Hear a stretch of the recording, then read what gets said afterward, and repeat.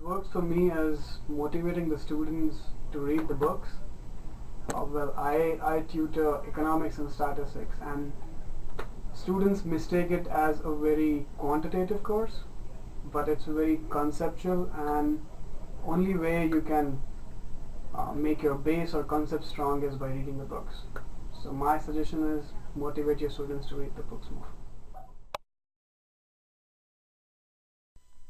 What works for me as a tutor is to make an outline. It helps students with a paper in any subject because what students get most points off for is disorganization. And if you can help a student write a well-organized paper, you'll always ensure that they'll get a better grade. The best strategy while you're tutoring a subject like accounting is to do the problem along with your students, because that way you're making them learn the huge formats of accounting, which is otherwise very difficult to memorize. Also, when you're tutoring accounting, you're talking a lot of numbers, which is otherwise very difficult to understand by just hearing. So if you tell them what's happening with the numbers, they understand what's going on. It also works when you're tutoring subjects like physics, chemistry, and math.